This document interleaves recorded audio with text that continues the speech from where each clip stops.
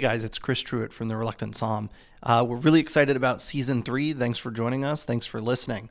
Just wanted to give another little note that if you like what we're doing and you want to show us some support, reviews, likes, shares, word of mouth, all of these things really help us. We'll also be creating a newsletter this year that focuses on some of our favorite restaurants, favorite wine lists, favorite places to eat, as well as just some really cool people in the industry, as well as some other insights into what's going on in our field of profession. I also wanted to let you know that on that is where we'll be updating everybody on all of our pop-ups and any collaboration events or anything that we're doing. So if you want to keep track of us, that's the best way. Also, if you're not already following us on Instagram, you can follow us at Reluctant Somm on Instagram and keep up with us. Give us likes. Cheers. Ryan. Cheers. Cheers, Chris. Welcome to the podcast. The glass sounds a little different this time. I poured it really high, but I was hoping not to be refilling the whole time. Give us some time to let the wine evolve. Yeah.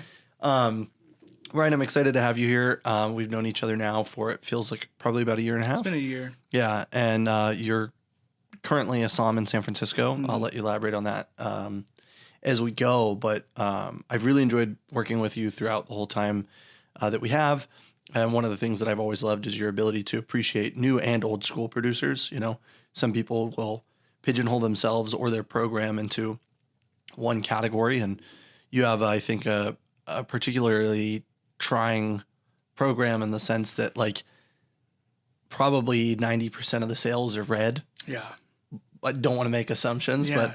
but you know, so it's also hard to, like, reel in wanting to bring on all these, like, really cool, really fun, like, esoteric things that you have to sell and you have to put out on the floor when it's just going to sit there. You know what I mean? So, Yeah. So Well, being realistic, I think, is great. Yeah, I took those 3 cases of the orange one, the Ramato. Oh, yeah. You remember that Yeah. over the summer? I was like, Yeah. I want a rosé, but I don't want a rosé, Yeah. and I don't want an orange wine, so I took a Ramato Yeah. from you. And then we sat on those 3 cases for much longer than the entire summer. It was a long time, but Yeah. it's just not our demographic. You know? Yeah. It never has been. And, you know, I mean, I've sold in and out of that restaurant for 3 years now, and the flow has almost always been that. And for a while it was some Dr. Lozen Trockenbernau's Leze in 187s we used to sell. Oh. And that was like, I don't know, 6 bottles. I don't know if it was maybe for a dessert or if it was like after dinner drink or whatever, but it would be like six bottles every 3 or 4 months. Yeah. Decent flow for a little while. Yeah. Then we were out of stock forever and it fell off the program. It happens. As it does. Cool. Well, you know the routine of the show. We kind of debriefed. Why don't you tell us kind of where things started, you know, bring us up to today and kind of where wine fell into your life and how you got to where you are. Yeah. So I guess, I guess I'll start off with saying that, you know, I operate sort of 2 careers in tandem, and they are related from the very beginning. So I am an actor and trained in opera singing, but I give up opera singing, of course. It's way too difficult. I just do musicals now.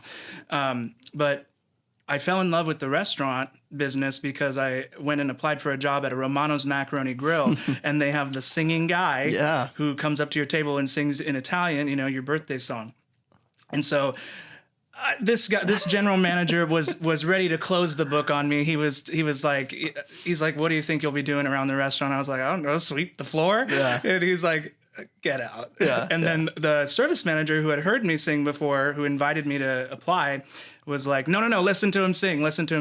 I sang, and he goes, you're hired. Ugh. And so that was my first restaurant job, and I just found that I really liked it. I really loved moving fast. I really loved learning the menu, and I was just a host at that time. So, you know, you're the face of the restaurant. You're greeting people. It's a fun position if you're, you know, 17.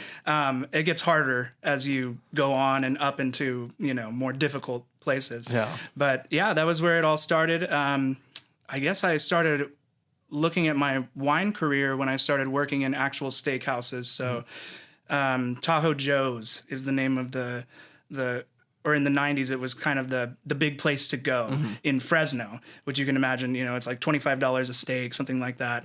Then I end up working at the first locally owned prime steakhouse in the Central Valley, and we get a Chilean Somm. He his name is Pablo Antinao, and he started working with me on wine because he knew I was sort of interested in it, and especially interested in the sale of wine, which I think is how a lot of waiters and captains come into this side of it, because they want to make that sale. It feels good to make the sale when you can sell the $300 bottle, the most expensive on the list, in a place like Fresno. Yeah. So that's where it kind of started for me, and I ran with it from there. I really rejected California wine for a long time and only studied French and Italian and went back and forth on what was my favorite, and ended up here in the city working at a few different places where I got more familiar with Napa and California wines, particularly Mastro's, which has an almost exclusively sale of Cabernet Sauvignon on the floor, Dakota Shy, and if you're lucky, a Bond. Lucky, if you're really lucky. So then I accidentally fell into a sommelier position when I was in New York City at Le Grand Boucherie. I was desperate for a job. I moved there with nothing, and I must have tripped a flag for them, because they were like, wait a second, that question tells me you know something about wine.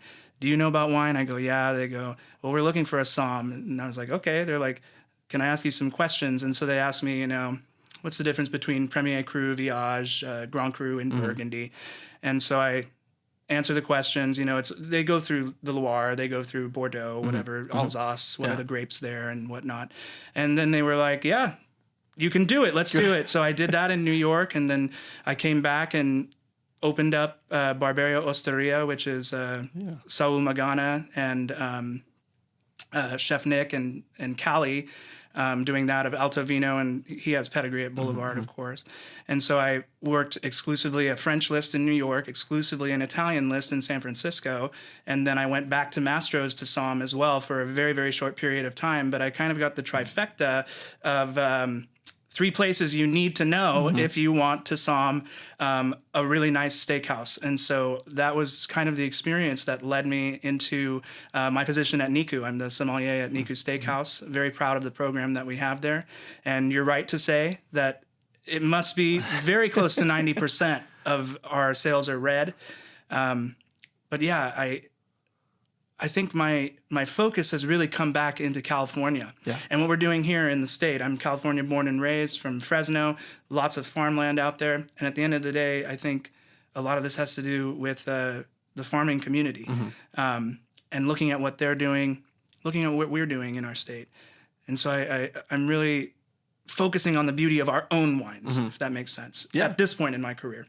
That absolutely makes sense. No, I think that's awesome, and it's a great way to kind of like also encapsulate your program and the focus of your program. So I really appreciate that. I mean, one of the things that you brought up that I really loved was you were talking about how waiters and captains can kind of find their way into the wine side of things, or more focus on the wine side of things, and it's kind of the thirst of the sale. Yeah. But I also think that, like, to me, one of the things that I'll just add another layer to it in my mind is the ability to kind of like create the experience a little bit more, right? Like, we've all worked at a restaurant that has like a fixed menu, and the menu doesn't change a ton, or like a couple components change. Or you work at a tasting menu restaurant, it's like, cool, it's a tasting menu, right? But like, eventually you just kind of like, okay, you're on autopilot. It's just another service. It's just another service. And like wine, meanwhile, is this kind of not limitless, like a program's not limitless. I mean, it's limitless knowledge, right? But that's your way to kind of like really, I don't know, alter the dining experience, I think, a little bit more, right? Is how I think about it. So I love that you brought that up as kind of the appeal, or kind of the draw for people to come into the wine side of things. Yeah, I mean, you just accidentally learn too much, and then next thing you know, you're a sommelier. Yeah, somebody sticks a pin in you, and they go like, "Go." Oopsie, I didn't mean to do that. Yeah, it just happened. Yeah, that's funny. Yeah, that's very much like my career too. Is like work hard, work hard, work hard. like want to contribute, and then all of a sudden I'm like getting new responsibilities and a new title, and I'm like, oh, okay. Well, you just have to be a certain kind of person, if you really are interested in food, if you really do love food. I've been watching the Food Network since I was a kid. I've been cooking since I was probably 8. I got my first Emerald Lagasse chef's knife when I was 11 years old. I still have it. Yeah. It's so meaningful to me, If you really do love that kind of stuff, and if you end up loving wine and the hospitality side of it too, it's easy to just amass that kind of knowledge, right, just over time. Yeah. So maybe it's not so much an accident. Maybe it is intentional, but we didn't intend it necessarily. Yeah. It's a lot of subconscious effort that combined into one moment, effectively. Yeah.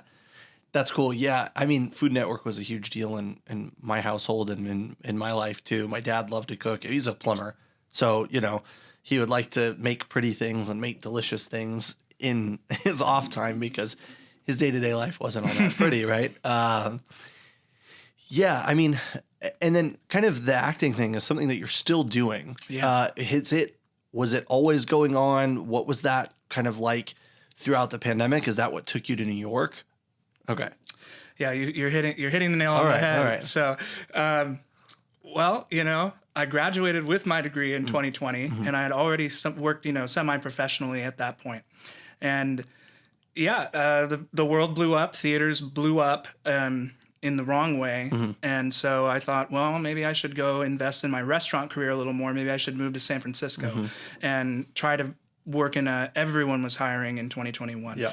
Thomas Keller, TFL was hiring, Kren was hiring, Saison was hiring, Quince was hiring, new restaurants were hiring that were trying to be that caliber as well. And so I had pretty much my pick at which one I wanted to go to. The French Laundry did not choose me, but that's a little different. Yeah. Well, I drove up, that's a funny story, but I had a car breakdown basically in front of the French Laundry. God. So, I'm in my green mohair suit trying to, impress these people when, my car's broken down outside of it. But I sort of had my pick at where to come to, and that is the theaters did close for a long time. And shows were going down after reopening too, where people would be getting sick and then a whole cast gets sick and then the show gets canceled and stuff like that. And so when I decided to sort of rejoin, I thought I might have been finished with it, finished with the theater thing. And, I got my degree and it made me who I am. And I love that. And I thought maybe I'll just be done with this. And it wasn't true. It turned out not to be true. I wanted to go back to grad school, actually, and through, everything that happens is so weird and why it happens and how.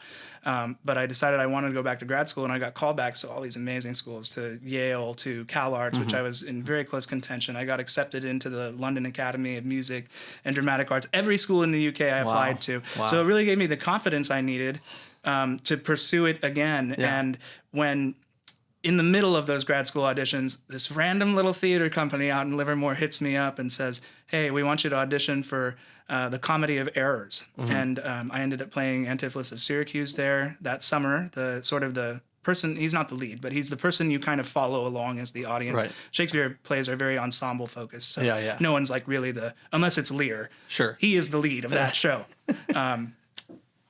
So then I end up doing San Francisco Playhouse. I move out to New York because of a swap. After San Francisco Playhouse, my friend Renee, she booked a new show and she was like, well, shit, I need to find a subletter for my apartment in New York. And I said, Renee, don't you see? That's so cool. Don't you see what's right in front of us? I'll go to New York and you stay in my apartment. That's so funny. It was awesome. I lived in Harlem. I lived on 132nd, pretty close to the transit center.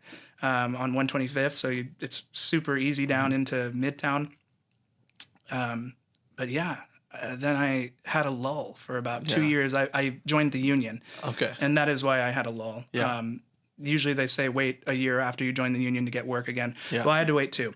But ACT is the one who has taken me on next. So I'll be understudying their show. That's great. This spring. Yeah. World premiere musical about the Bay Area, about tech in the Bay. So cool. It's amazing. Yeah. It's amazing. Is there a name? Can you tell us? Co-Founders is the name. Oh, that's cute. I like that. Yeah. It's super exciting.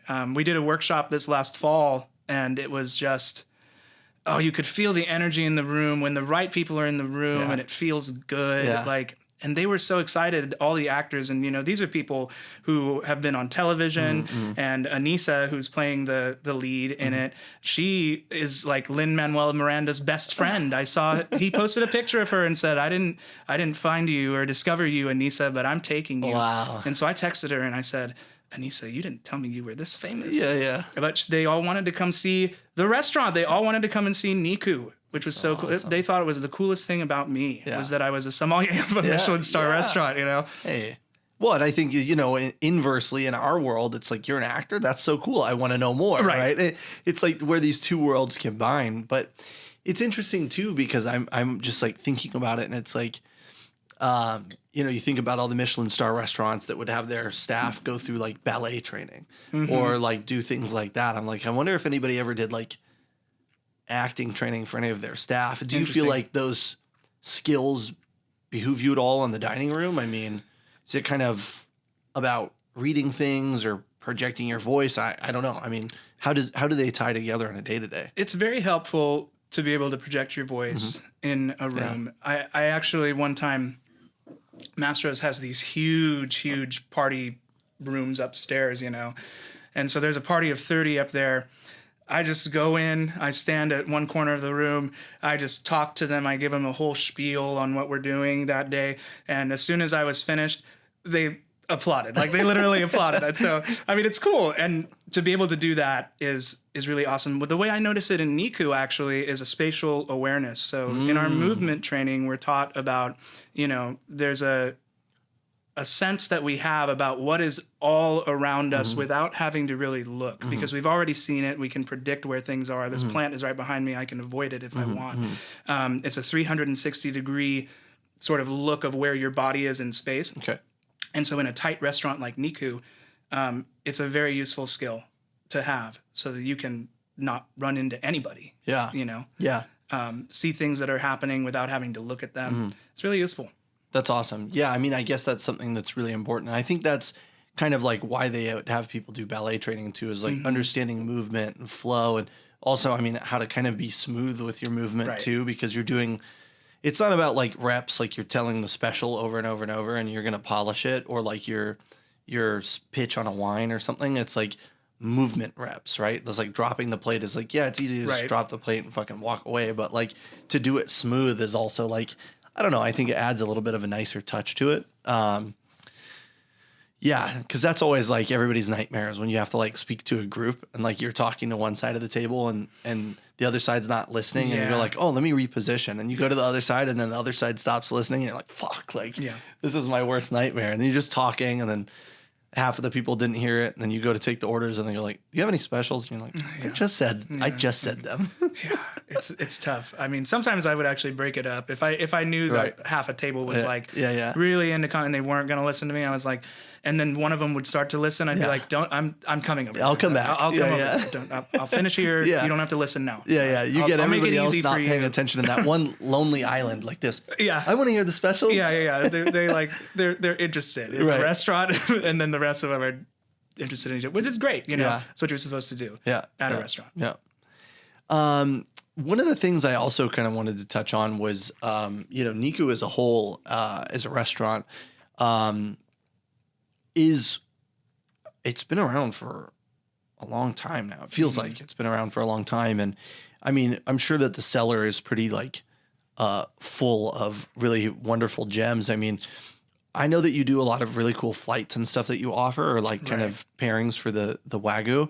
Maybe elaborate a little bit on that, and then kind of how you choose those things, because some of them I'm like really interested in. I wish I had a little more money to spend to come in and visit, but well, you never know, Chris. I might be able to pour you something. Oh, thank you. You're so sweet. The pairing is a really cool part of what we do. So we have. When I got there, it was completely different. We had 3 A5 cuts from different prefectures, and there were 3 different wines from anywhere that would go with them. And now we've done an A3, an A4, and an A5 tasting, which is very unique to our restaurant, I think. Especially at the time, we were the only people importing our A3 to the United States, which was amazing. I can't say I'm not sure if that is still true today, but it was at the time. And we were doing these 3 random wines, and then over the summer we thought, why don't we connect these somehow? Why don't we theme these somehow? And so our very first themed wine experience was a Piemontese tasting of, God, we did crazy stuff. 64 Gattinara. We did a 71 Barolo. I did an 89 Barolo, I think. And then, 2001 Barbaresco. Wow. So that was the very first one, and it was such a hit. People absolutely loved it. People come to the restaurant this day and tell me about how they had that pairing and that they loved it so much. Yeah. So after that, we did the Cursed Vintage. We did California Cabernet Sauvignon 2011. Yeah. Did all these awesome wines. La Joda, Alta Gracia, Mount Brave, and Anacoda. Anacoda, I remember that. Pierre Anacoda, Saillon. yeah. And oh man, all those wines are looking so good right now. And I came into that restaurant. Anacoda was the very first wine I brought to the program back in February of last year. And so I was so excited to do that and talk about the 2011 vintage and talk about whether wine quality and how difficult it was to farm things are two separate things or are the same thing. And looking at those wines now, they're so great. After that, we did Bordeaux 2012. So we did Linge Bage, Longo Barton. Who else? Malisco Saint-Exupéry, and then one more that I'm not going to remember. Oh, Calon Ségur. Okay. How could I forget? Sure. With that one, I kind of wanted... That's my reminder. I love Calon. It's so good. That's one of my favorite wines to sell in the Bordeaux section. But yeah, we did that. I really wanted some sommelier to come in the restaurant and go, what idiot is serving Calon Ségur by the glass? Well, who was doing this? What? And then I show up and I go, it's me. It's me. I'm the one doing it.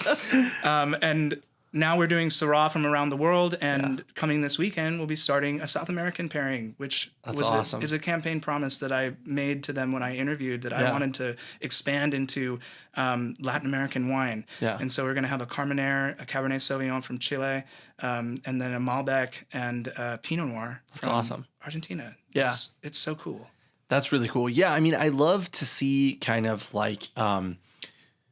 I don't even necessarily want to call it a phase, but it's you see wine people come into the industry and they find their passion and then they kind of like run with it, but then they find like these sub-regions that they're super into. Like it was maybe 6 months ago, there was this article that came out and it was a bunch of Somms and SF that were talking about Priorat, and everybody's into Priorat right now, you know, and it's so cool to see it's not all about Rioja anymore. It's not all about Burgundy. It's not all about Brunello, right? Like everybody is expanding and kind of looking for more of those hidden gems, and there's still things to be discovered. And I think, you know, thinking about South America specifically, I mean, there's a lot of stuff. Like Corazon del Sol makes like Semillon. It's super old vine Semillon from down there. And I was representing Paul Hobbs, and he has the Lujan de Cuyo bottling of his Malbec, which there's not a lot of Lujan de Cuyo Malbecs that are just like available in the market, right? It's a little more pricey, but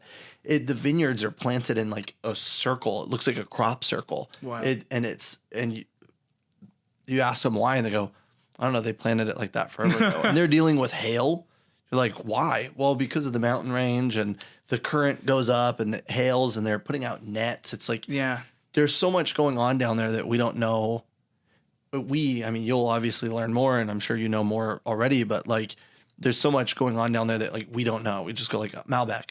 And then so many times we dismiss the region, or you think of like, you know, Santa Carolina was the wine that I used to sell, and it was like $11. And you're like, Santa Carolina or Alamos or whatever. And you're like, yeah, okay. But there's like a lot of really cool shit down there. There's a lot of cool Chilean things. Oh, Chile is so wonderful. Yeah, I went to a lunch one time with The Source, and we were tasting like a bunch of like Cinsault and stuff from over there. And it's like there's a desert to the north, mountains to the east, ocean to the west, and it was like mountains to the south. And so they never dealt with phylloxera ever. Right. And it's just crazy to think that there's a region like that that's never dealt with phylloxera because of all of the geographic box that it's in, if you will, you know?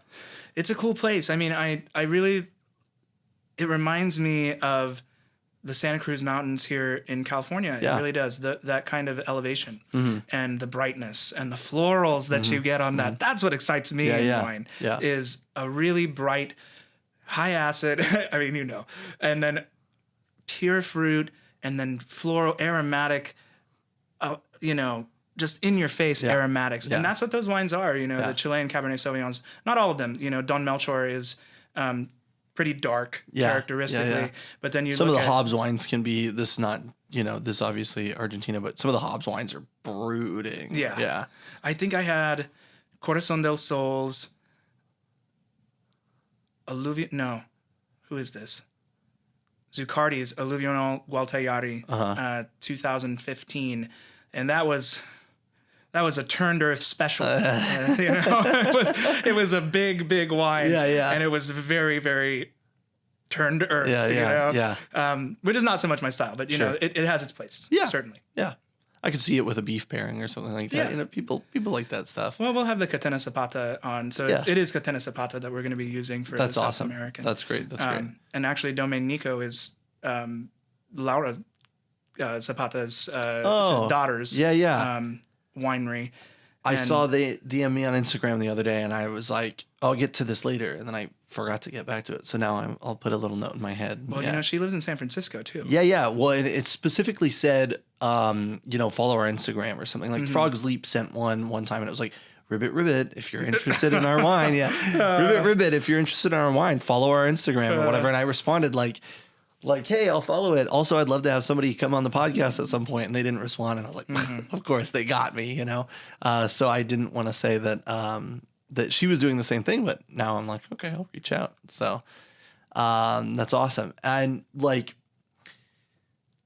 on any given night, what are some of the wines that you're opening? Are you always swinging? Because in a place like that, this is how I felt at Ozumo. It could be like a random night. And because we had A5 Wagyu, we had, Kobe and stuff. It's like $80 an ounce or whatever. Right. People would come in and order like 20 ounces of Kobe, and then they'd order like $1,000 bottle of wine like it was nothing. Are you having that? Does that happen all the time? Because people are their spend is already so high. It does. It does happen pretty often. There are some nights where, we're a 100 cover restaurant, and for a normal 100 cover restaurant, 2,400 might be a good night in wine sales. Yeah. That is not our typical night, of course, but I open good stuff. Every month something is good. We just sold a Bond Pluribus, which I'm a big fan of Bond. They treated me really well when I was out there. That's great. And oh man, it was looking so good, and the guy enjoyed it. I've opened Chateau Ozon there. I have not opened a Petrus yet, but I do open quite a bit of Staglin. I do open quite a bit of Calon Segur.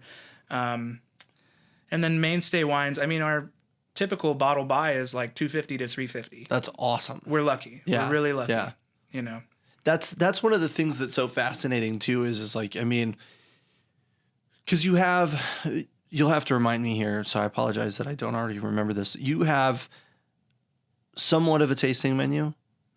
No, or is it the beef? The beef is sort of the tasting. Right. But it is exclusively an a la carte menu. Right. Yeah. And that's one of the things that I was thinking. I thought I remembered it, a la carte at least being an option. Right. And it's almost like, it's not necessarily a trick, but like you could do tasting menu, but then you'd have to offer a wine pairing. And then the wine pairing, your cost for the wine pairing wouldn't be $250. Right. So in a way, like not offering a tasting menu gives you that kind of hack of like, not offering a wine pairing for the meal. And it's like, I think it gets your average spend up. Because if I go to a restaurant, even if I had money, I would just go with the pairing because I'm like, it's what you're suggesting. Of course, I'll try it. You've thought about it. Yeah, exactly. Right. Most cases. Yeah. Right. It's what it's what you're suggesting. I'll try it. Right. Instead of looking at, even if it was like $250 for the pairing, I would rather do that because I want to taste a bunch of different wine than spend $250 on one bottle. So that's really interesting. Yeah, we weren't hitting that high at Ozumo, but we were doing 350 covers a night. Right. And we sold a shitload of sake too, which we'd sell some big sakes every night usually. So yeah, it's interesting. I always think about that kind of model is like those restaurants are some of the only restaurants that can get that ticket item for the food, right? It's like Wagyu, and then maybe some places with lobster or caviar. That's it. It's like Wagyu and caviar. Yeah, the seafood. Yeah, exactly. That's awesome. And you guys have like a really extensive spirit selection too there. I mean, Yeah. it's massive. Is there one person that runs that, or has the spirit selection been built up like over the years probably? Yeah, I'm sure it's been built up over the years. I don't have as much insight into that, but G is our assistant general manager, and he manages the bar as well. So, yeah, we have an extensive specialty whiskey list there. A little shorter on the vodka, but Sure. you know, It doesn't matter. They all taste the same. I mean, it's potatoes or rice or something like that. Yeah, and yeah. It's clear, you know. Yeah, yeah. But the Japanese whiskey selection is extensive, and it's really great. And you know, I don't pretend to, you know, be the expert on that. I go grab one of the bartenders on that right. because I mean, it is important to, you know, I wouldn't grab the bartender to go sell the wine. Yeah. I would grab myself. Yeah, and, yeah. You know, but for the Japanese whiskey, I mean, that's a whole study of its own. It's an extensive list. And it's super expensive. It is. Like wine is expensive, but some of those Japanese whiskeys are so expensive. We used to get Hibiki 21 at Ozumo, and I don't even remember what we charged a fuck ton. We charged like No, that's a fortune. $175 an ounce, and we would sell it all the time. I mean, I can say for a fact we sold more spirits than we did wine or sake combined. Our spirit tab was high, but we sold tons of specialty cocktails and stuff, and tons of times people would come in and just do like tequila shots. It's obviously a very different setting, you know. I've seen it. it. From 1942, you know, and you're like, well, whatever, it's $32 a shot. Go ahead, yeah. Well, it's funny you should mention Hibiki 21. I actually, during APEC, was that last year? I think it was last year. It was last year. Was it March or something? Or no, it was before that. It was it was before JP Morgan, so maybe it was like end of 2023. Okay. Yeah, I feel like it was right before I the think you're holidays. right. Maybe. Yeah, it was. It was. And we were serving the Vietnamese consulate upstairs at Mastro's, and they were giving Hibiki 21 to everybody who came, a bottle, every person that came, and they had an extra one, and I got a bottle of Hibiki 21 from them. Great. My what I say is I received a gift from the president of Vietnam. So I love that. And how much of it's left? None. Absolutely none. Good. Well, I showed it to people. You know, I brought people over to the house, and I'm like, look at this. It smells like vanilla, but green, and it's like green. Yeah. It was a cool whiskey. That's awesome. So I drank it. Good. That's what it's for, you know. I still have a little bit of 12, even though they stopped making that forever ago. And then I remember when they discontinued the 17, I was just like, fuck, this sucks. Because it was like, then our sale was the Harmony, which was like really cheap, or the 21, or maybe there was something in between. Was there 15? I don't know. Anyways, that's spirits.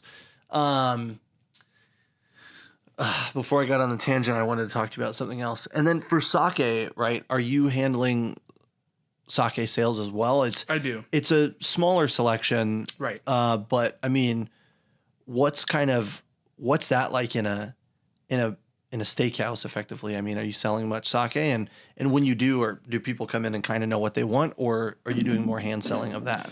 I think it's more of a hand sell. I think people that they're curious about sake. They're certainly not like seasoned sake drinkers, and I wouldn't even consider myself a seasoned sake drinker.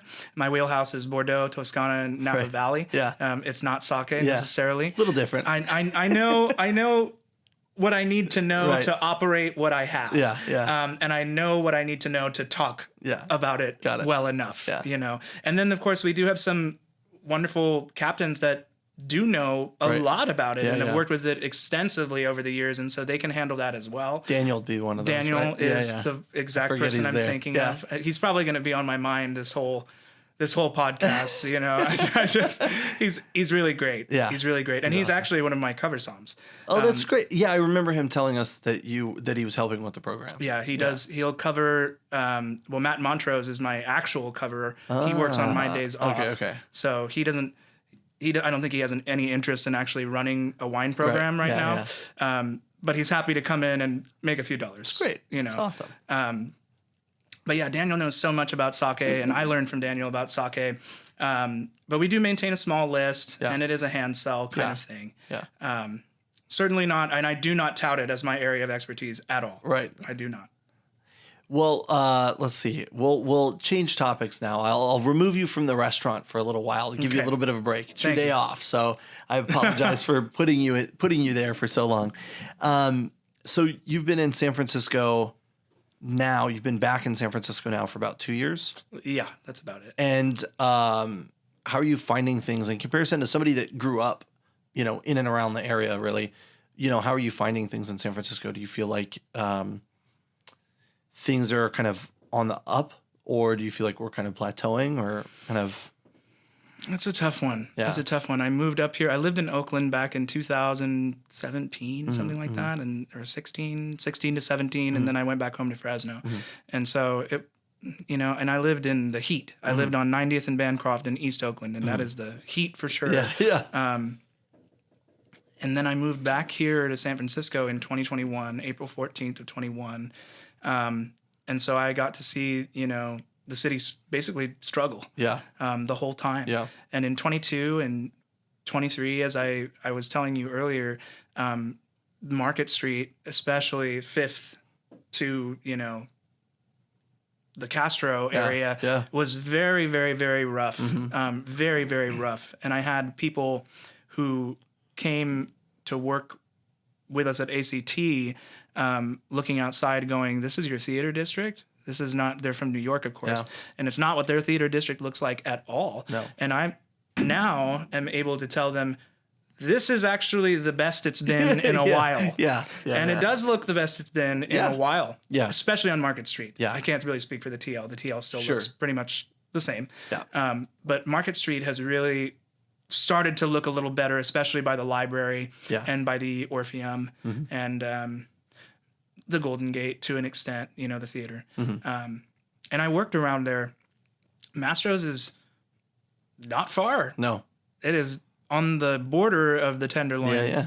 And it is maybe 3 blocks up from Market and 5th, I think. Yeah. So it's not far. I'm very familiar with the area, and I would say it's better. Yeah. I would say it's better. I would say I was thinking the same thing. We got this office not too long ago, and we walk Market Street a lot now, and it feels a lot better than it did. And it's so interesting because being on the sales side of things, and I don't know if the restaurants if Niku specifically has maybe felt this, but for me in sales, 22 was like a banner year. It was great. Things were great. Everything was rocking and rolling.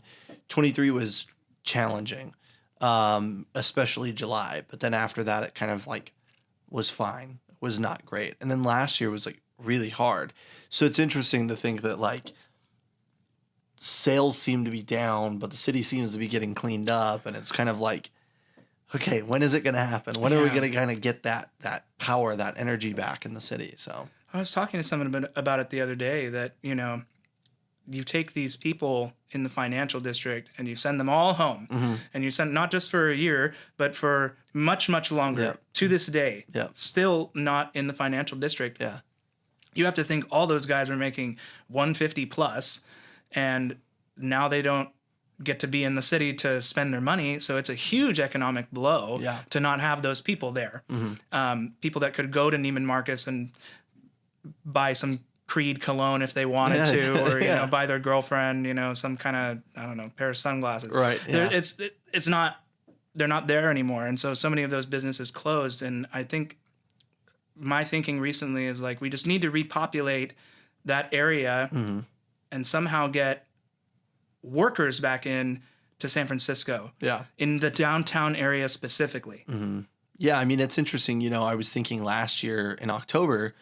So 24 in October, you had the Transamerica building, you had the Salesforce building, and the Visa headquarters, which is in Mission Bay, open, and they went 80%, or what are they, 75% occupancy, 80% occupancy, 4 days a week. And it was like awesome. And that whole Transamerica building area is transformed. It's remodeled. Everything's pretty. There's new businesses opening over there.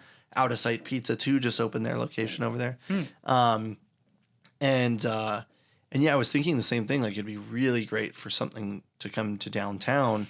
Amazon was supposed to send everybody back, and then they go like, "Oops, we don't have enough offices. Sorry." Yeah. So hopefully, in 90 days or whatever, however long it's going to take for them to revisit that, they can come in and kind of like implement a little bit more of that, like get people back, get people in here and living here or working here. Living and working here would be great. Because I think we need it. Yeah. And there was that exodus of some offices up to the Presidio too, Yeah. which there's tons of space Yep. up there. Of course, you know, why wouldn't you want to go to the Presidio? Yeah. It makes sense. Beautiful. It is. It's gorgeous. But yeah, we need people on the ground spending money, and you know that's how that stimulus was supposed to work. Was, you know, you put the cash in your pocket, Yeah. you go spend it somewhere, Yeah, you yeah. promote business, you know, these kinds of things. Stimulate the economy. Exactly. Yeah. Don't just leave and pocket it. Yeah, exactly. Yeah. I just shove it in your savings and Yeah. forget about it. I mean, it was so crazy. I remember that time, and I remember like Bianca and I looking at each other and being like, wow, this is really great. Like, we don't have to work and we're making enough money. Like, it's awesome. And I talked to my friends in Texas, and they're like buying new fucking cars and shit. And I'm like, what? What is this? You're making the same amount of money as I am? Like, thank God we weren't getting paid what they would have needed to survive. You know, at least it was enough for most of us. Yeah, it was wild times. Yeah. Well, being somebody that lives in San Francisco, are there places that you like to go and spend time on your days off? Are there favorite restaurants? Do you have like a neighborhood spot that you love? Any like tips for anybody my in neighborhood this area? Yeah. My neighborhood spot is Whole Foods. Yeah. That's where I promise you it's my favorite place in the world. Yeah. I live on the same block as it. That was completely on purpose. Yeah. Everywhere I've lived in the last 5 years, it has been adjacent or very close to a Whole Foods. That's so funny. Whole Foods in Harlem. There's a Whole Foods on California Street, and there's a Whole Foods on the same block as me now. Yeah. So I cook a lot. I really do. And I love to cook. So usually on my days off, I don't really go out to restaurants. And pretty much I've been eternally broke since I got here. So it makes it hard to go out to restaurants. Yeah. But I will say that I saw The Wild lately. And I don't know what group that's part of. And I can't remember the chef's name, Zimmerman, I think. And I'm interested. I'm really interested. I actually emailed them yesterday to see if there's bar seating because I would love to go. Yeah. And I have to say that I adore everyone that works at Prelude. Yeah. They're, you know, of course, they're our group. Yeah. And they're half the people that worked at Niku. But I just went there last Friday and I had such a wonderful time. And Chef Selton's food is just amazing. So good. And Franco, the bar manager, his cocktails are also amazing. Okay. And it's exactly what I want. You know, it's a banana cocktail. Yeah. And there's a banana dessert. Yeah. And there's a chicken wing. Yeah. And what else? Chicken wing was great. So good. Yeah. Did you get the red snapper dish? I didn't. Did you get the tasting menu? I didn't know. The red snapper dish was so good. He basically like filleted red snapper, piped in some like crawfish, not a paste. I don't want to use the word. a mousse? Like a farce. Okay. And then like rolled it and sous vide it in like a bag into like a tube and then sliced it. It was so good. Yeah, that sounds so great. good. And my favorite thing is the pimento cheese. I haven't had it. Oh, It's trout skin, so right? good. Yeah, no, I think it's salmon skin. Maybe it's trout skin. Salmon skin. And then they They're put close. some roe on top, and Yeah. the pimento cheese dip is out of this world. The first bite I had of it was at the Ferry Plaza when they did a pop up over there. Oh, cool. I got a little bite of it, and then I went in. We had a team happy hour there. I got to taste it again. Oh, awesome. So good. And it's a beautiful restaurant. Gorgeous. And you have two pros running the program, right? You have Morgan Harris and you have Evan Hufford. When you talk about pedigree. Yeah. Both of the those people, gentlemen. and then they're shining stars, and then you have me at Niku, and No, it's like the come newcomer, on. this young guy comes in and runs a program, Hey man, but you're running it, and I think that's the thing is like if you weren't doing a good job, you wouldn't be there, right? And so I think that's a merit. Is it's not always about kind of like prestige and pedigree, and I also think too like how do I say this without insinuating anything? Mm-hmm. Sometimes when you want to hire people that are like really, really high level, the cost for that person is much higher. Right. And so it's sometimes great to be able to kind of have the opportunity to hire somebody that's not quite as expensive and give them a chance and then see how they do. Right. Yeah. It's kind of like the evolution, that process that we're in as the hospitality industry. You move from server to manager and then manager to general manager and then beverage director, director of food and beverage or whatever. And, Right. and then you can kind of go off wherever you want, or somm into another somm, into a wine director position, corporate wine buyer, whatever. One day. You'll get there. One day. Or you'll be a famous Broadway actor. Well, of course, that would be preferred. But, Yeah. I mean, if that happened, then you could afford to buy whatever wine you want. Right? Oh, it's true. Yeah, Well, actually, the league contracts, it's kind of the way that the union works is they have different agreements with different regions in the country. And so you have LORT, which is the League of Resident Theaters, which is nationwide, and you can have those all over the place, and it's based on house size and how much you're selling your ticket for, and how many actors you have. But the league contracts is what they call Broadway contracts. They're like $2,500 a week. That's enough. Whoa, that's enough to make it. That's great. But everything else is not enough to make it. Off Broadway is not enough to make it. Regional LORT A and LORT B, which are the best contracts, are still around $1,100, $1,200, $1,300 a week, which is enough to pedal through, but not enough to It's enough survive. in other places. It's not enough here. No. Yeah. Oh, not at all. Yeah. No. The cost of living here is quite high. It's ginormous. Yeah. It's a big thing. I pay $1,980 for my studio. Yeah. 370 square feet. Yeah. And I love it. Yeah. I absolutely adore it. Yeah. It takes me an hour to clean the whole thing. That's awesome. No, I mean, and that's one of the things that I can say too is we have a 2-bedroom, 1 bath in Noe Valley. It's great. And it's, like 900 square feet or whatever. But there's 3 of us, and actually 4 now. But there's a lot of people living there. And so and I get stressed out. But then, it takes me 30 minutes of aggressive picking up and everything's clean. I'm like, this is great. So much better than my house in Texas that had 2,500 square feet. And, it was just me. Yeah. But there'd be fucking mess everywhere. And I had, I was fostering dogs. So it was just a little bit of, there's crazy. There's dog hair everywhere. It was awful. But, San Francisco. San Francisco's, I think we're on the come up. I think we'll get there. I think we're going to bounce back. But I hope so too. It's a wonderful city. I think people still think of it that way. And what I really hate for people to do is come here and be surprised by it. Yeah. To see that it's not living up to the expectation that they had. Yes. I think there needs to be some change in that perspective. If you really want the tourism to keep coming back, there's in the summer, German people are here in droves. Yeah. They're on I used to take the bus, not the 49, but the 101 up Van Ness to get to work. And there would be 20 German people every single stop. And I love that. I just don't want to, what's the opposite of impress? Distress. Distress them? Yeah, I don't want to distress them at what they see. Yeah. And people from New York that I've met, they come and see it and they go, God, this is way dirtier than New York. Yeah. And people are surprised by that. Yeah. And I tell people New York is much cleaner and they're like, no, there's no way. Yeah. I'm like, it is. Yeah. It is.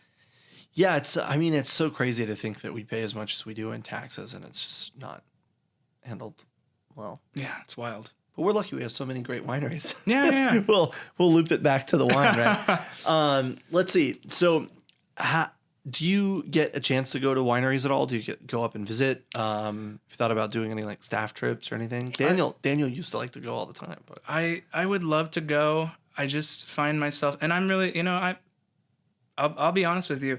The last few months have actually been extremely tough for me. Just being able to get out of the house and go places and do stuff. It happens.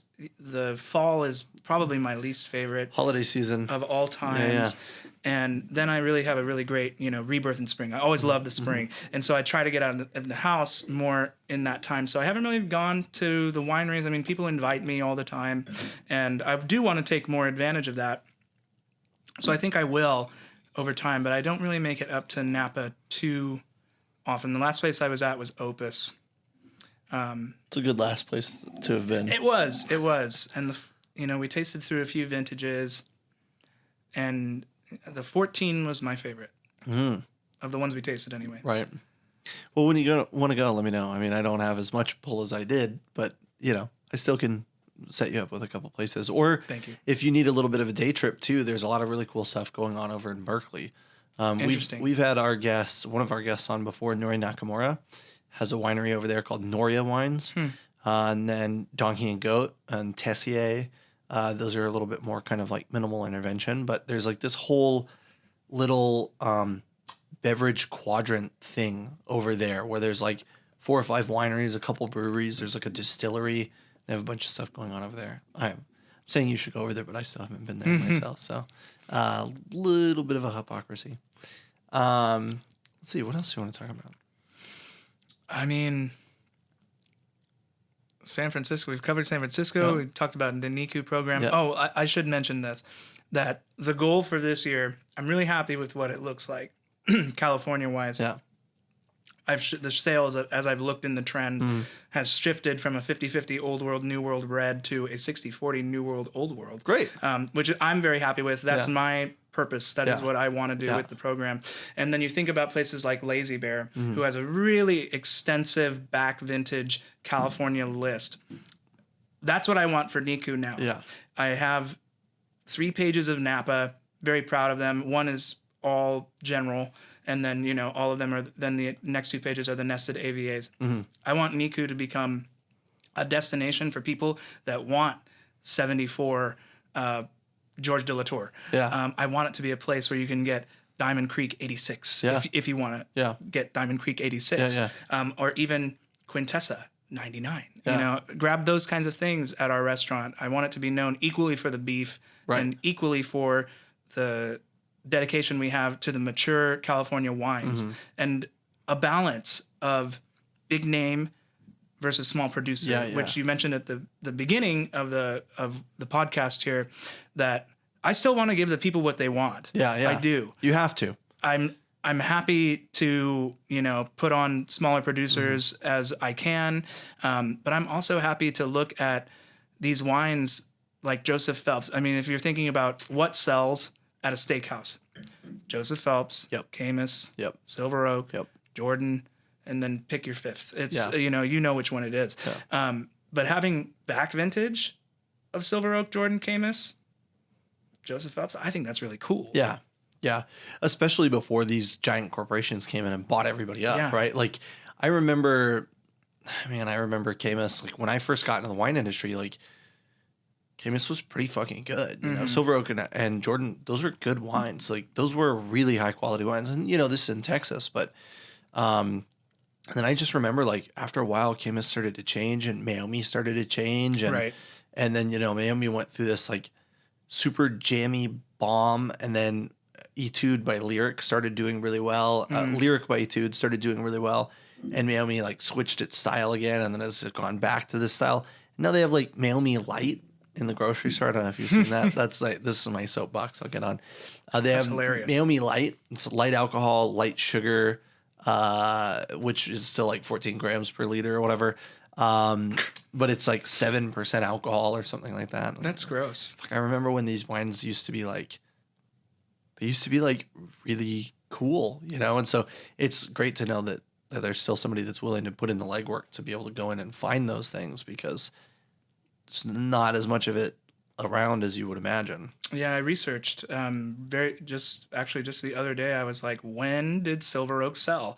When did Joseph Phelps sell? And then I used that as my date to buy before. Oh, that's great. Yeah. When did Camus sell? Cellium. Camus is still the same family. I mean, even William Cellium, you know, at one point they kind of like changed dramatically in style as well when he sold. And Costa Brown, we watched a little bit of a change there too when they sold as well. And Jordan is still the same family too, right? I think it's. And I actually think those current vintage wines are really great too. Jordan? Yeah. And I mean, I've always thought, and maybe this is because I maybe just naturally prefer Alexander Valley cabs a little bit more. Yeah. Silver Oak Alex, the silver label, and you know, Jordan, I would take those over Camus any day. Yeah. You know, and Camus is fine, right? But like,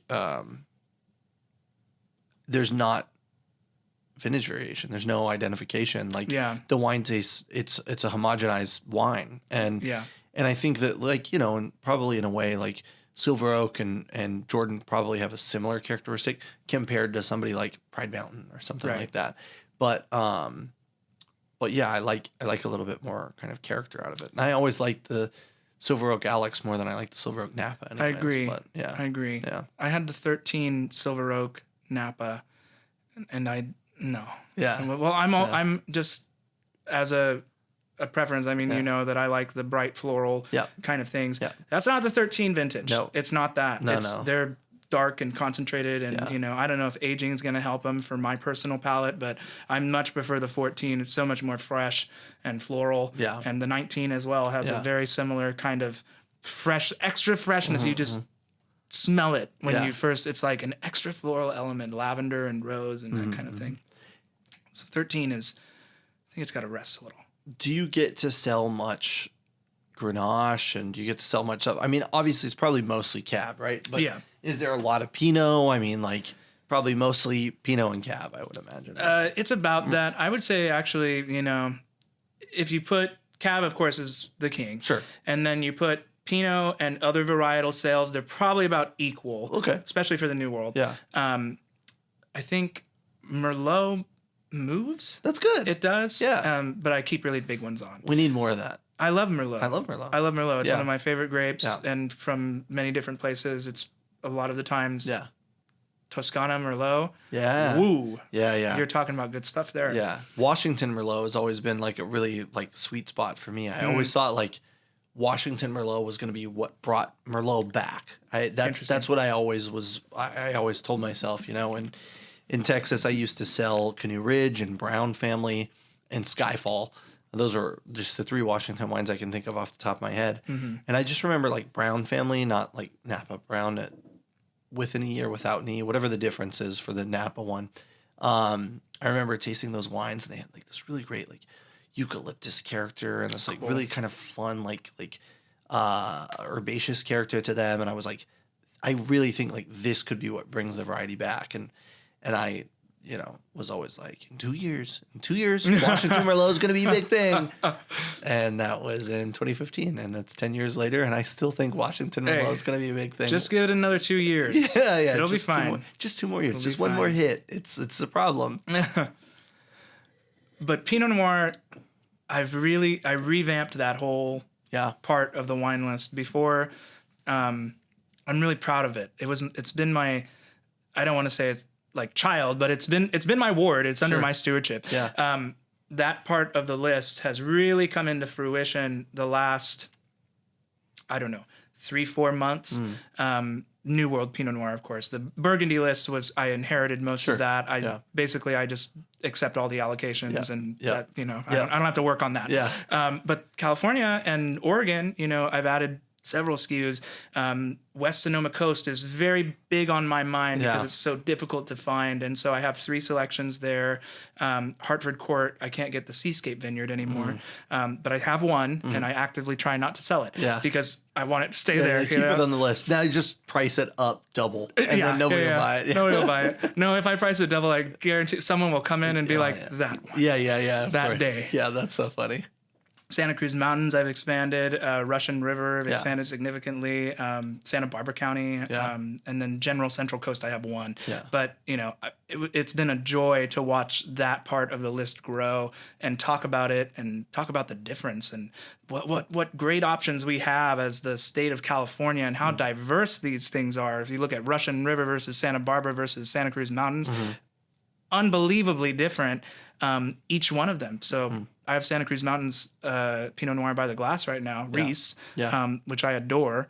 It smells like a pine forest or a cypress grove. Yeah. It really does. And then you have Santa Barbara, which we had on before, Xander's wine, Xander's we had a Santa Barbara on, and it was just like all mineral and all rose. Yeah. And then you look at Russian River, and it's like blackberries and flowers. You know? It's just so different. And I love being able to talk about that with people and showcase, because there is a Pinot Noir for you on the list at Niku, for everyone. Yeah. You know? I think that's really well said. And that's one of the things that, like, I don't want to say novice wine drinkers and make it sound derogatory, but like, you know, when I first got into drinking wine, I was like, I'll never like Chardonnay. Right. And that was the thought. I'll never like Chardonnay. Yeah. And then one day I tried Chablis, and I was like, what the fuck is this? Yeah. This is awesome. And I think that was a big eye-opening moment for me, Chardonnay specifically. There was always this, I'll never like this, I'll never like that mentality when I first got into wine. And then I just have learned to love and appreciate everything for what it is, you know? But yeah, I mean, Pinot Noir specifically is like something that is just proliferated everywhere across California and Oregon. I mean, it's so amazing to see it. And when I started working at Chambers 3 years ago, I just like fell head over heels for the Santa Barbara, Santa Rita Hills style. It's so good. Yeah, that like little briny kind of characteristic that it gets. I was just like, this is so cool, because I was drinking a lot of Sonoma and stuff, and that's fine. I always drank a lot of Oregon, and I was like, that's cool too, you know. But that bright little lift of salt and brine to it is just like so cool. And yeah, you're right. I mean, in a couple of years, I might like something a little different. So it's like you have a Pinot for everybody and whatever phase of wine journey that they're probably in, you know. Right. What I mean? If you want something juicy, you know, we have it. Yeah. If you want something salty, like you said, we have it. Yeah. And I think I've had this conversation with so many guests that are like, I want Burgundy, I want red Burgundy. And I go, well, what if we take a look at some California stuff too? Is that okay? Yeah. And I go, the one thing that Burgundy will never have is an ocean right next to it. Yeah. And that, I mean, hopefully not for a long time. Yeah. Hopefully. Hopefully.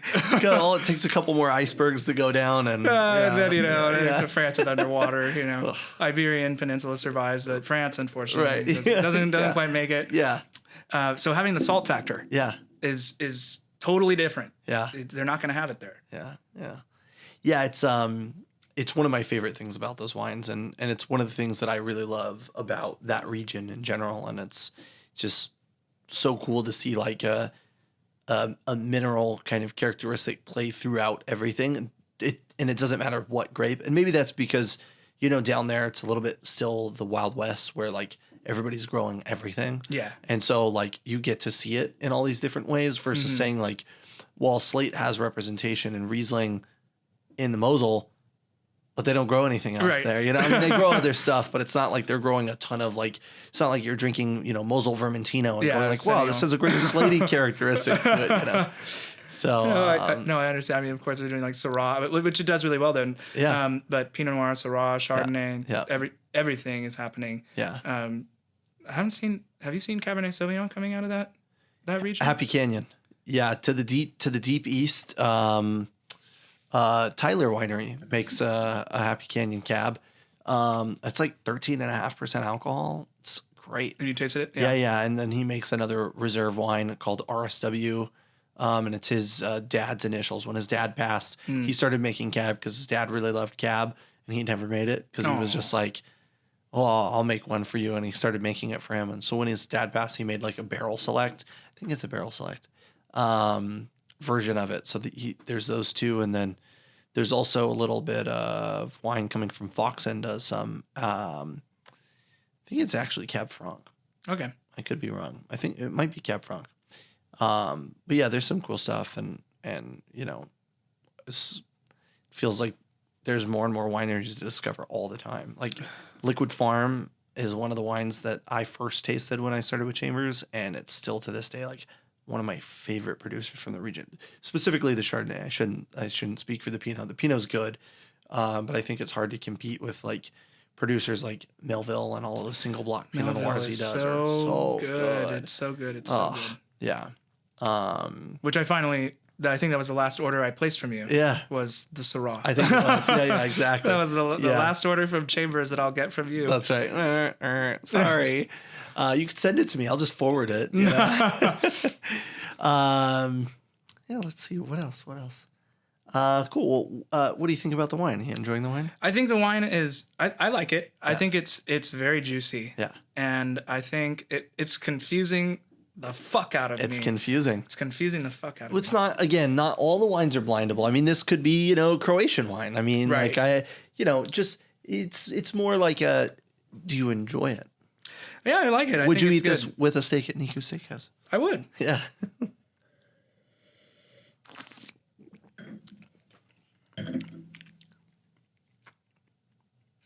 Don't do it. Don't do it to yourself. Don't do it to yourself. I mean, you can. You can if you want. You can try. So herbal.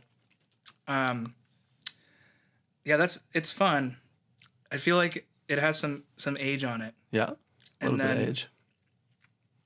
It's herbal. So that, and then, you know, then it goes confusing from Anywhere. there. It's Yeah, like, yeah, Gamay, exactly. Syrah, Yeah, Aglianico. yeah, What are we yeah, looking at yeah. here? But yeah, it's a good wine. I would drink this. Good. Yeah.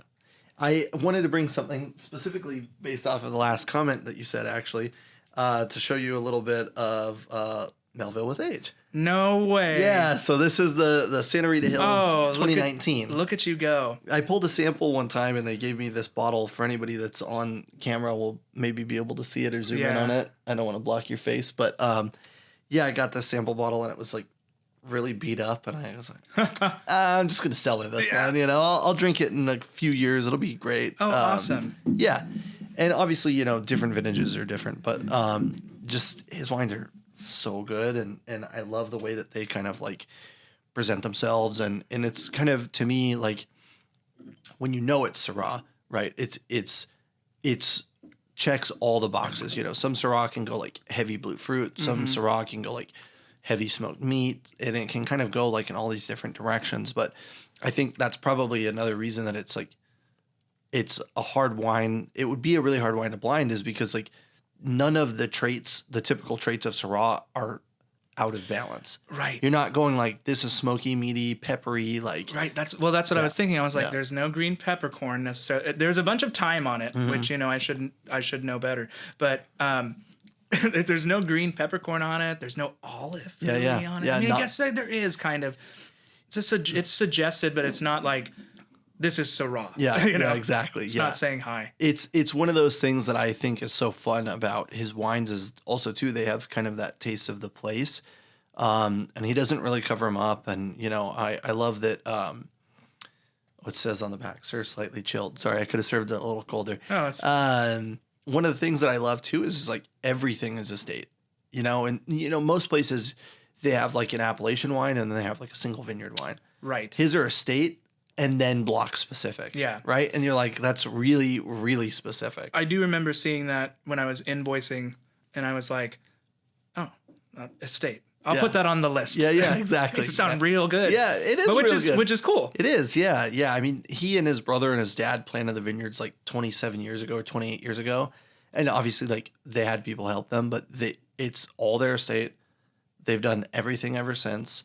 And, you know, some of the single block wines that they do are really good. But the Donna's block specifically, it's so funny, you know, the difference in price between this and the single block wine is closer than the Pinot Noir. The Pinot Noir, he makes 4 single block Pinots that we used to carry, and they're not double the price of the estate Pinot, but they're a little bit more expensive.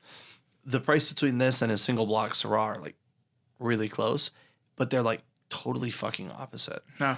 The Donna's has like this white pepper characteristic that just like jumps out really aggressively, and it's a little bit more of that olive tamponade kind of character, and it has that oily, like briny kind of vibe to it, and it's great. Yeah, and the wines are cool, and you know, I figure you taste enough Cab, and I don't have the budget to pull any cool old Bordeaux, and and you know, I was like, I know that you like this producer. I know that we've talked about this producer. It's so good. So I'm happy to share. Well, you know, my heart's in Italy too.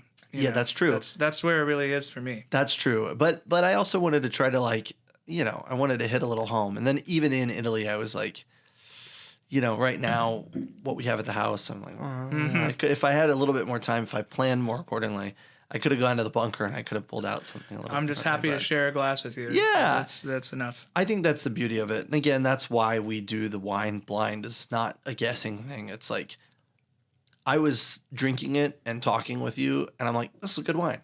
You know, I knew what it was, but it just left my mind. I wasn't focused on that. I'm focused on conversation and creating those connections. Well, there's something really, and I said this, I remember one of my first trips to Napa, we're driving through Carneros. We took the long way through Marin so that we could go through Carneros and Sonoma and head into Napa.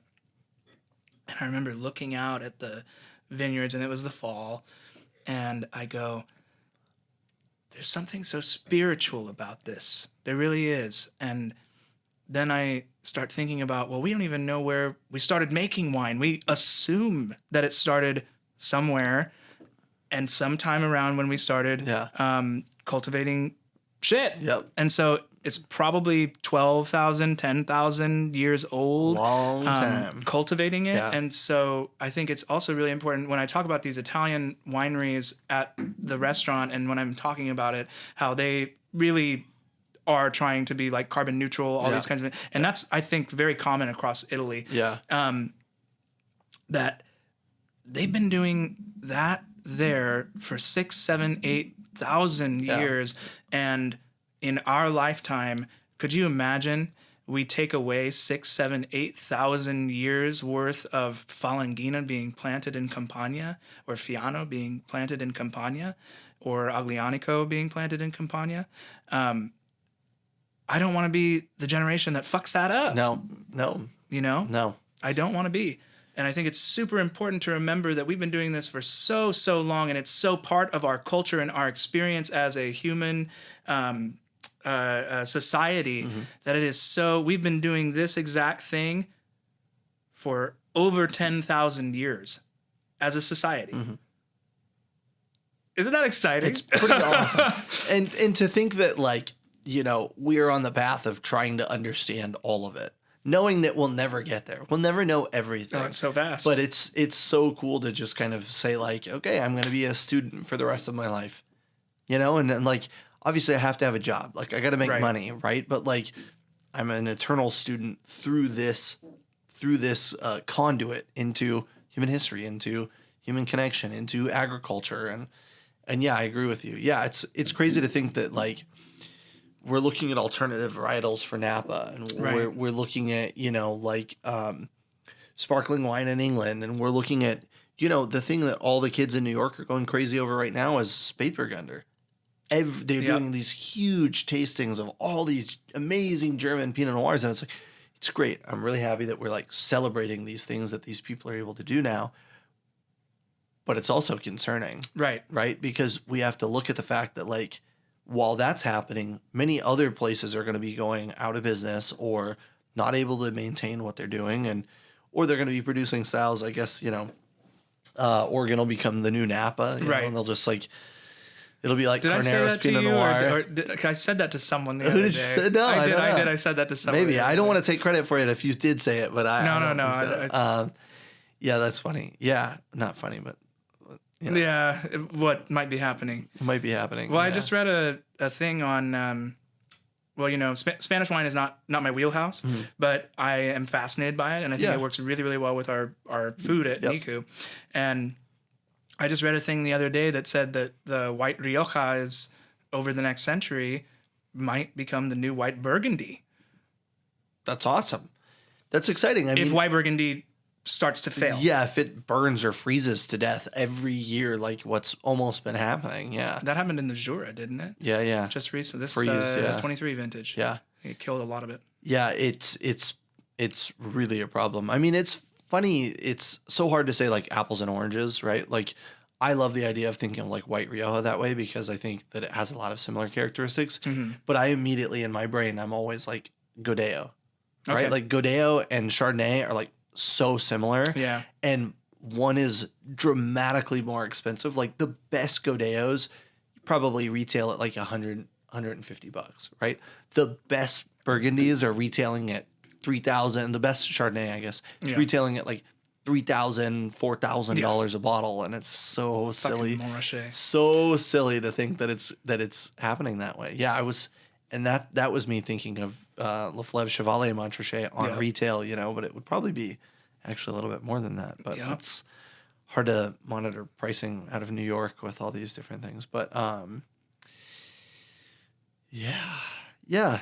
I mean, you know, it's great to see so many things happening, but it's I guess it's just the ebb and flow, and things are changing, but things can always change, and so. It's hoping that we can adapt and we can, you know, remain light on our feet to stay relevant. We'll see what happens. I think it'll be interesting. I mean, I don't even want to think about this. I don't want to think about it happening in my lifetime, but, you know, there will be new places to discover where wine's going to work, you know, and work better maybe in some cases. Yeah, or where they've been doing it for a long time. Like, there's a lot of great wine in Canada. There always has been. Right. It's just going to get better. you know, or the Finger Lakes Riesling is going to get even more important. Well, it's you just know? what happened over time. You know, if you look at Chile, the French came to Chile to do stuff, and Argentina to do stuff. The French went to Rioja when their phylloxera shit happened. They went to Spain, which is not far, but you know. So well, I mean, it's a mountain range, you know. Yeah, it's still a journey, but they went there, and I mean, you know, French people came to Napa over time, and so I mean, just going to places and taking those winemaking techniques and stuff like that, and just making the stuff better. I mean, is better for everything. I hope it's not because of climate change that kind of thing happens, but I hope that people that are doing really great wine go everywhere to make really great wine. Yeah, one of the things that we've really been kind of like geeking out on lately is also like Couture de Champenois, you know, like still champagnes. Yeah. There's this producer, Eric Taillet. It's either Eric Taillet. I think it's Eric Taillet. And it's 100%, no, it's 90% Meunier and 10% Pinot Gris, Couture de Champenois. And it's a red that's like 12.5% alcohol. Current vintage is 2019.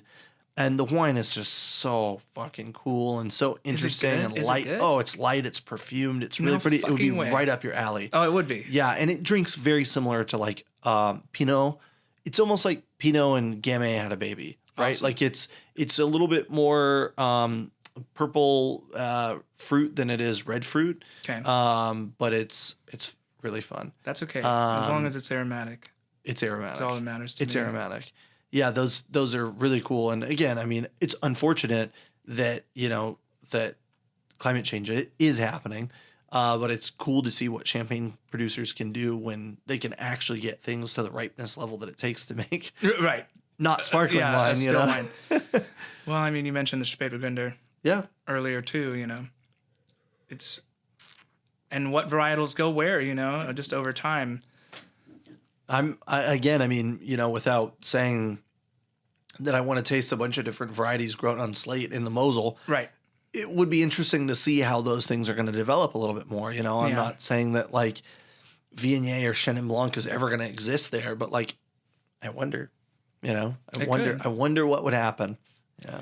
Well, I wonder about this too, because we're a little more casual in the New World. Yeah. I feel like the Europeans are very, very much, they wouldn't be about that. Yeah. You know? Yeah. I agree. Any kind of European wouldn't be about it. Well, yeah, but I mean, if in like the Netherlands, they haven't been growing any wine and now they can grow whatever wine they want. Anything. You know, it's like, well, we'll plant 100 things and see what does well here. Right. And rip out 80% of it. Well, and you never know. I'd look at Chile and Carmenere. Yeah. Carmenere was shit in Bordeaux, but it's great in Chile, you know? Yeah. The bastard. Yeah. Yeah. Yeah. Cool. Well, we're getting to the point where I'll ask if you have any final advice, any thoughts, any words of wisdom. I mean, there's been a lot of great things and we've touched on a lot of really great points already, but is there anything that you want to leave listeners with? I would love to say this to people who are just starting out in the industry, or people who love the industry, or young people who are working in the industry, that what I am doing now is a result of a series of people who took a shot on me because I loved what I did. And it makes a huge difference, and you can tell when someone loves what they do. It is a position of humility to be in the hospitality industry. You have to love the people that come in the door, regardless of how they come in the door. It's them coming in and us choosing to accept them, whether they send back the steak or whether they keep the steak and love it. And then it's also looking at the people you work with and treating them with hospitality. And if you bring love into this profession, people will take chances on you. Yeah. My advice is bring love into the profession. I love that. I think that's perfect. I think it's perfect. It's so well said. And, you know, again, it's hospitality industry. I mean, like, if you don't like it, get the fuck out. Yeah. No, sorry. Don't want to end on a negative note. No, we'll end on your note. Maybe I'll edit that out. Cool. Well, Ryan, cheers. Thanks for being on the podcast, dude. This was awesome. Cheers. Happy to talk to you. Thanks.